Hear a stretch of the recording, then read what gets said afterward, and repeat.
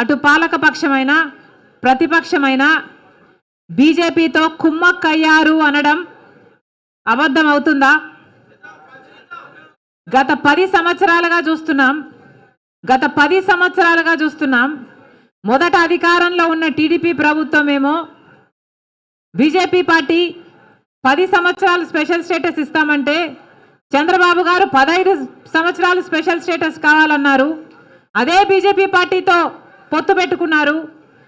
TDP ఎంపీలను మంత్రులను చేసుకున్నారు. తీరా చూస్తే స్పెషల్ స్టేటస్ కోసం కొట్లాడారా చంద్రబాబు గారు అని చూస్తే ఒక్కసారి కూడా బీజేపీని నిలదీసింది లేదు. ఒక్కసారైనా నిజమైన ఉద్యమం చేసింది లేదు. ఆఖరికి ఎవరైనా స్పెషల్ స్టేటస్ కోసం పోరాటం చేస్తే వాళ్ళని జైల్లో పెట్టారు, వాళ్ళ మీద కేసులు పెట్టాడు చంద్రబాబు గారు. అలా చంద్రబాబు గారు 5 సంవత్సరాలు బీజేపీతో పొత్తు పెట్టుకుంటే ఇక కాంగ్రెస్ పార్టీ, ఇప్పుడు వైసీపీ పార్టీ, అధికారంలో ఉన్న వైసీపీ పార్టీ కంటికి కనిపించని పొత్తులు పెట్టుకుంది బీజేపీ పార్టీతో. కనీసం ఆయనన్నా చంద్రబాబు గారైనా ప్రజల ముందుకొచ్చి అందరికీ కనిపించేలా ట్రాన్స్పరెంట్గా పొత్తు పెట్టుకుంటే వైసీపీ మాత్రం బీజేపీకి అసలు ఎవరికి కనిపించకుండానే తెర వెనకాలనే పొత్తులు పెట్టుకొని ఆంధ్ర రాష్ట్ర ప్రజలను మోసం చేసిందన్న మాట అవాస్తవం కాదు. ప్రతిపక్ష నాయకుడిగా జగనన్న గారు ఎన్నిసార్లు ప్రతిరోజు ప్రత్యేక హోదా గురించి మాట్లాడారు. ప్రతిపక్ష నాయకునిగా చంద్రబాబు గారు ముఖ్యమంత్రిగా ఉండగా చంద్రబాబు గారు బీజేపీతో పొత్తు పెట్టుకున్నాక ప్రతిపక్ష నాయకుడిగా జగనన్న గారు ఎన్నో నిరాహార దీక్షలు చేశాడు స్పెషల్ స్టేటస్ కోసం. ఆ రోజు జగనన్న గారు అన్న మాట మూకుమ్మడిగా అందరు ఎంపీలు రాజీనామా చేద్దాం, అప్పుడు బీజేపీ పార్టీ ఎలా స్పెషల్ స్టేటస్ ఇవ్వదో చూద్దాం అన్నారు. ఆ తర్వాత ఎన్నికలు వస్తే స్పెషల్ స్టేటసే నినాదంగా తీసుకొని జగనన్న గారు మొత్తం ఎంపీలను నాకు ఇవ్వండి, నా ఎంపీలను గెలిపించండి, నా ప్రభుత్వాన్ని తీసుకురండి, కేంద్రంలో స్పెషల్ స్టేటస్ ఎలా రాదో చూద్దాము, కేంద్రం మెడలు వంచైనా సరే స్పెషల్ స్టేటస్ తీసుకొస్తామన్న మాట అవాస్తవమా? తీరా అధికారం లేకొచ్చినాక ఒక్కటైనా నిజమైన ఉద్యమం చేశాడా జగనన్న గారు? ఒక్కసారైనా బీజేపీని నిలదీయడం కాదు కదా, కనీసం మాట వరుసకైనా స్పెషల్ స్టేటస్ ఏదండి అని ఒక్కసారైనా అడిగిన పాపాన పోలేదు. అసలు స్పెషల్ స్టేటస్ మనకు లేదు కదా, ఇప్పుడు స్పెషల్ ప్యాకేజీ కూడా లేదు. ఏమొచ్చింది విశాఖపట్నంకి? విశాఖపట్నం స్పెషల్ రైల్వే జోన్ చేస్తామన్నారు, ఇచ్చారా? ఉత్తరాంధ్రకు స్పెషల్ ప్యాకేజ్ అన్నారు, ఇచ్చారా?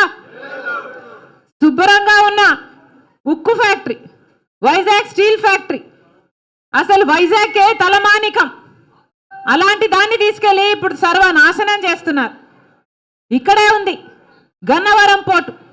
రాజశేఖర రెడ్డి గారు ఉన్నప్పుడు గన్నవరం పోర్టు ప్రభుత్వానికి కూడా ఒక స్టేక్ ఉండాలి అని చెప్పి రాజశేఖర రెడ్డి గారి ఆలోచన చేస్తే 30 ఏళ్ల తర్వాత మళ్ళీ గన్నవరం పోర్టు ప్రభుత్వం చేతుల్లోకి రావాలి అని రాజశేఖర రెడ్డి గారి దాన్ని అలా డిజైన్ చేస్తే ఇప్పటికే 15 సంవత్సరాలు అయిపోయింది.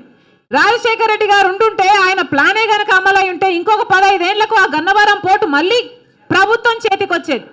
అలాంటిది ఆయన కొడుకై ఉండి జగన్మోహన్ రెడ్డి గారు ఏం చేశారు? కేవలం 600 కోట్ల రూపాయలకు అదానికి మొత్తానికి అంటగట్టేశారు కదా గన్నవరం పోర్టు. ఇప్పుడు ప్రభుత్వానికి ఏ స్టేకు లేదు, ప్రభుత్వం చేతికి ఎప్పటికీ రాదు, పూర్తిగా అప్పనంగా అప్పగించేశారు. ఎవరి సొమ్మును అప్పగించారు? ప్రజల సొమ్ము కాదా? ఆంధ్ర రాష్ట్ర ప్రజల సొమ్ముని, ఆంధ్ర రాష్ట్ర ప్రజలని తాకట్టు పెట్టినట్టు కాదా? వీళ్ళ కుమ్మక్కు రాజకీయాల కోసం ఆంధ్ర రాష్ట్ర ప్రజలను తాకట్టు పెట్టారు. ఇది వాస్తవం. స్వలాభం కోసం ప్రజల ప్రయోజనాలను తాకట్టు పెట్టారు. ఆ రోజు రాజశేఖర రెడ్డి గారు ఉన్నప్పుడు ఎన్ని ఫ్యాక్టరీలు, ఎన్ని కంపెనీలను రాజశేఖర రెడ్డి గారు నిలబెట్టారు, ఎన్ని కంపెనీలను రాజశేఖర రెడ్డి గారు మునిగిపోకుండా కాపాడారు.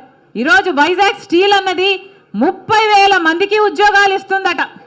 30,000 మందికి ఉద్యోగాలు ఇస్తుంటే ఈరోజు ఆ 30,000 మందికి భరోసా లేకుండా పోయింది ప్రభుత్వాల మీద.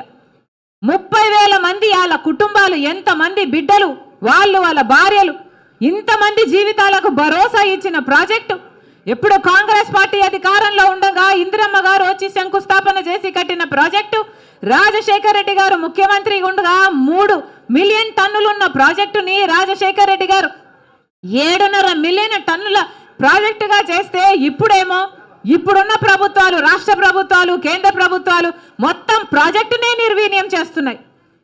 కనీసం లాభాలు రాకుండా, కనీసం ఆ ఉన్న వాళ్ళకి కనీసం ఈ భూములు మిగులుతాయని కానీ, కంపెనీ మిగులుతుందని కానీ భరోసా ఈరోజు లేదు అంటే అది కేంద్ర రాష్ట్ర ప్రభుత్వాల వైఫల్యాలు కాదా?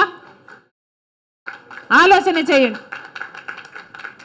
మళ్ళీ చెప్తున్నాం, బీజేపీ ప్రభుత్వం అధికారంలో 10 సంవత్సరాలుగా ఉంది. మనకు స్పెషల్ స్టేటస్ ఇవ్వలేదు, పోలవరానికి కావాల్సిన 90% నిధులు ఇవ్వలేదు, మనకు రాజధాని ఇవ్వలేదు, సంవత్సరానికి 2 కోట్ల ఉద్యోగాలు బిడ్డలకు ఇస్తామన్నారు. 10 సంవత్సరాలలో 20 కోట్ల ఉద్యోగాలలో ఆంధ్ర రాష్ట్ర బిడ్డలకు కనీసం 1 కోటి ఉద్యోగాలు రాలేదు, 10 లక్షల ఉద్యోగాలు రాలేదు, 1 లక్ష ఉద్యోగాలు రాలేదు. రైతులకి రెట్టింపు చేస్తామన్నారు లాభాలు, అది కాలేదు. ఒక్క వాగ్దానం నిలబెట్టుకోకపోయినా అటు టీడీపీ ప్రభుత్వమైనా ఇటు వైసీపీ పార్టీలైనా మొత్తం బీజేపీకి అమ్ముడుపోయాయి. కనిపించినా కనిపించకున్నా పొత్తులు పెట్టుకున్నారు, కుమ్మక్కయ్యారు.